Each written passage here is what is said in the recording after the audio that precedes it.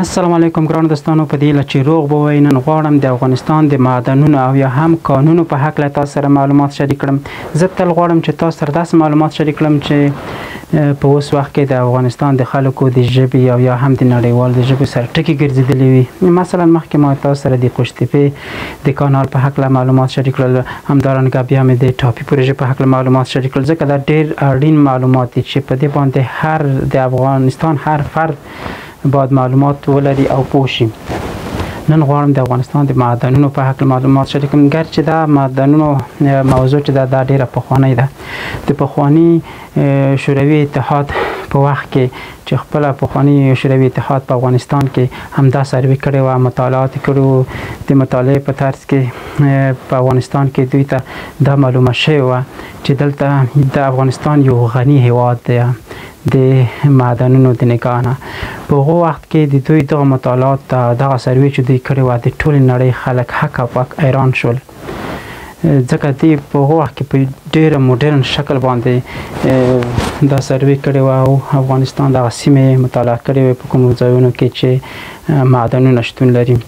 بیا وروسته خو تاسو ته بهتره معلومه ده په افغانستان کې 4 لسیزې جنګونه وو. د افغانستان خلکو ونه شوی کولی چې دې نه پوره ګټه واخلي. په همغه وختو کې همدغه پخواني شوروي اتحاد چې کله شکست وخوړل، ماتې وخوړله، بیا پخواني مجاهدینو بیا دغه دفترونه په کابل کې کوم دفترونه چې همدغه مطالعات کې شوي هغه دفترونه یې ړنګ کړل. په هغه وختو کې خو مجاهدینو ته هم هر څه کافر ښکارېدل. تلویزیون به مات کړو، نه تنها چې انسان به ورته کافر ښکارېده بلکې نور اشیاوې لکه په هغه وخت کې به تلویزیونونه ماتول، نور داسې دا دفتر هم ویجاړ کړلو. خو د خوشحالۍ خبر بیا دا وه چې په هغه وخت کې دغه نقشې یا طرح یا دغه بررسي چې دی کړې وې، مطالعې چې کړې وې د افغانستان د معدنونو په هکله، په هغه وخت کې د هغه وخت انجینرانو دا په خپلو کورونو کې ساتلې وې چې دا محفوظ ساتل شوی وې چې بیا د نوي حکومت په راتګ سره چې د جمهوریت حکومت و په هغه وخت کې دا حکومت ته تسلیم شول، دا کاغذونه ورکړل شول چې په هغه وخت کې 2010 کې بیا د امریکا جیولوجستانو او د افغانستان جیولوجستانو په ګډه د همغه کاغذونه او یا سروېګانو او یا هم د همغه مطالعاتو په مرسته باندې نور مطالعات هم وکړل او دا یې معلومه کړه چې په افغانستان کې ډېر معدنونه وجود لري چې د هغو ټول هغه چې دا لري ارزښت لري، د هغې ټول ارزښت $1 تریلیون وښودلو. البته د 1 تریلیون نه تر 3 تریلیون پورې چې کم حد اقل $1 تریلیون و. تاسو ته به معلومه وي چې 1 تریلیون څه کېږي. $10 میلیون $1 $1 میلیارد کېږي. 1 میلیارد بیا $10 میلیارد $1 تریلیون کېږي. نو د افغانستان د ټول منابع چې سره راټولې کړې وې د ګټې د ارزښت $1 تریلیون، یعنې 1 تریلیون نه تر 3. که بهتره تاسو ته ووایم، شاید بیا هم تاسو ته واضح معلومه شوې نه وي، که موږ $1 تریلیون په د افغانستان په خلکو باندې تقسیم کړو، یعنې د افغانستان نفوس خو 40 میلیونه دی، که د افغانستان په 40 میلیونه وګړو باندې دا تقسیم کړو نو هر فرد ته که هغه ماشوم وي، که هغه سپین ږیری وي، ځوان وي، ښځه وي، نر وي، ټولو ته به 2 میلیونه افغانۍ رسیږي. یعنې ما چې کوم حساب وکړو، ماشین حساب مې راواخیسته 2 میلیونه افغانۍ. خو خیر په دې کې بیا هم فکس شاید 2 میلیونه نشي، ځکه د په استخراج باندې او پروسس باندې مصارف راځي. په افغانستان کې کوم په معدنونو کې کوم څه پراته دي، د افغانستان د ځمکې لاندې څه پراته دي چې موږ په دې اړه باندې خبرې کوو. د افغانستان ځمکې لاندې وسپنه پراته ده، وسپنه. بیا بل شی دی چې هغه ماربل نومیږي یا مرمر شاید ټولو پېژنئ. مرمر پسې بیا نور شیان دي، مثلا نور داسې نایابه یا کمیابه منرالونه دي. نایابه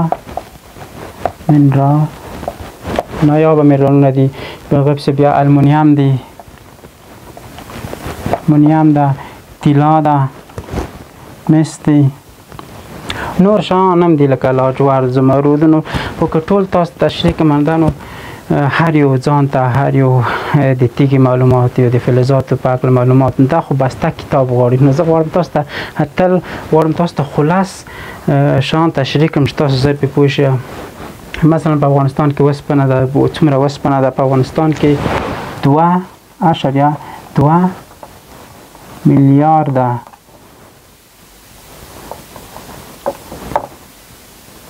ټنه وسپنه ده. 2 میلیارده ټنه 2.2 میلیارده ټنه ده.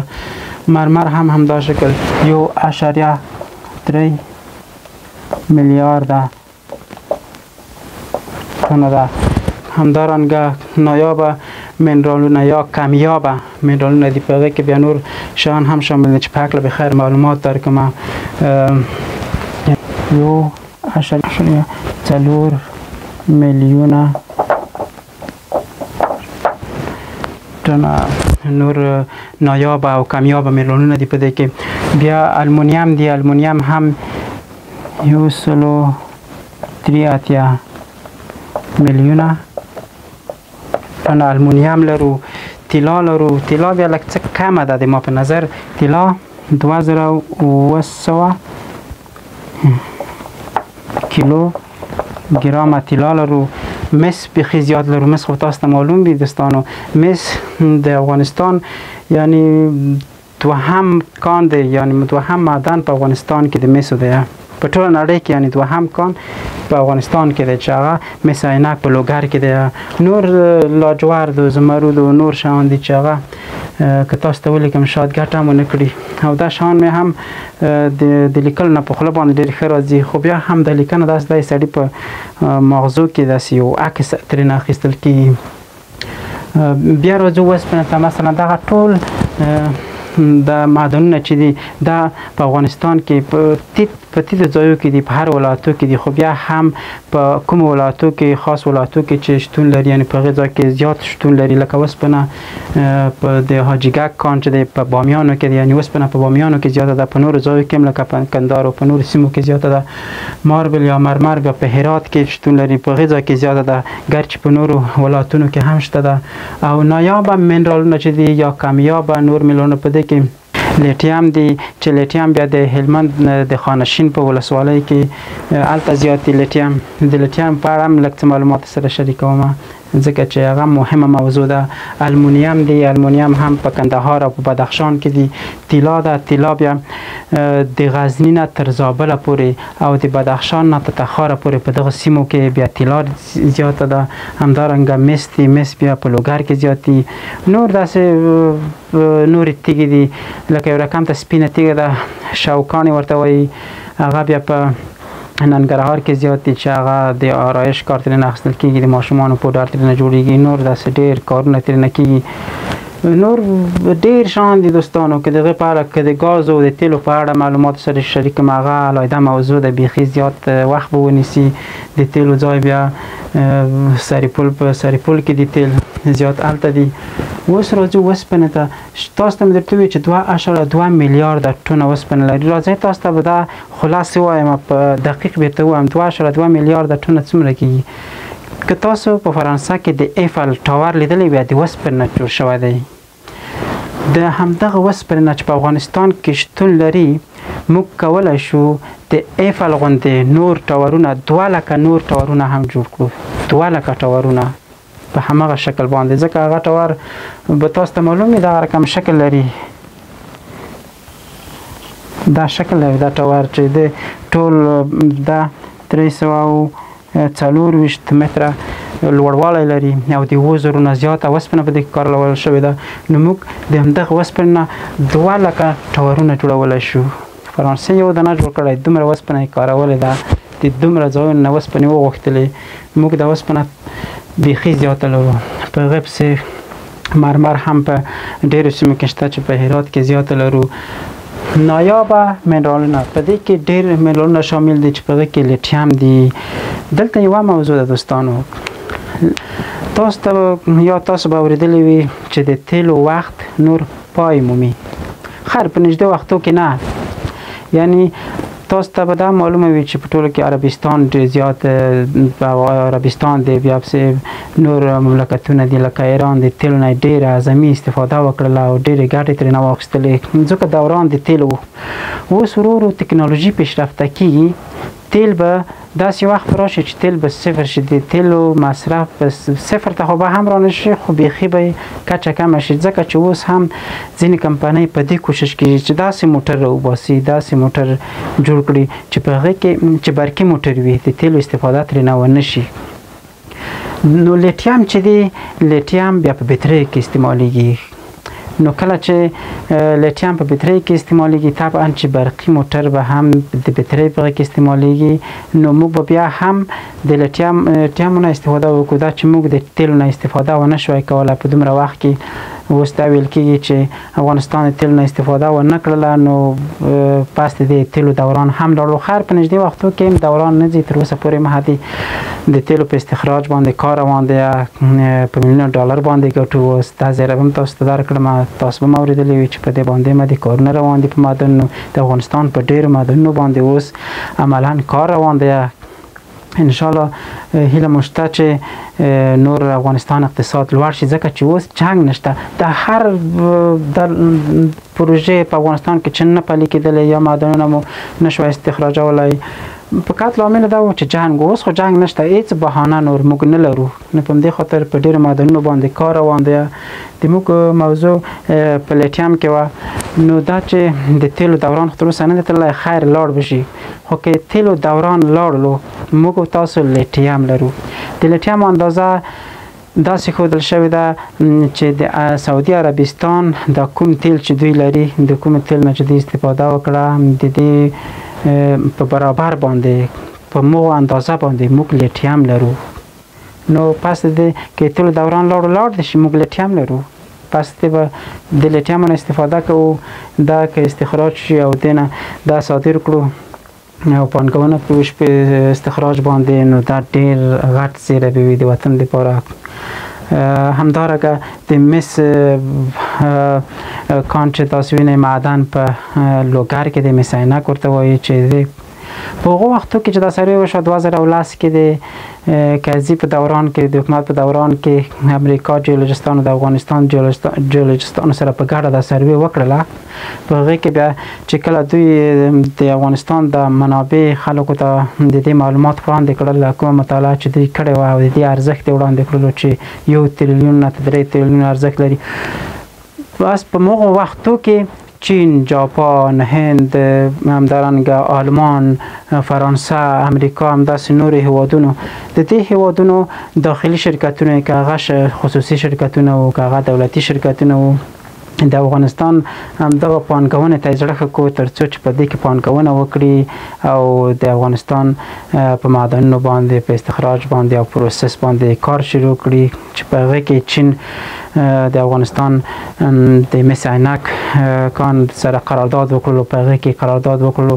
د مس عینک لګښت، یعنې د هغې ګټه چې د هغې څومره ارزښت دی، د مس عینک ارزښت 100 میلیارده ډالر و، چې بیا چین په افغانستان کې دغه مس عینک قرارداد واخیستلو چې 3.5 میلیارده ډالره پانګونه به په دې باندې کوي، عمره به ورکول کېږي، یعنې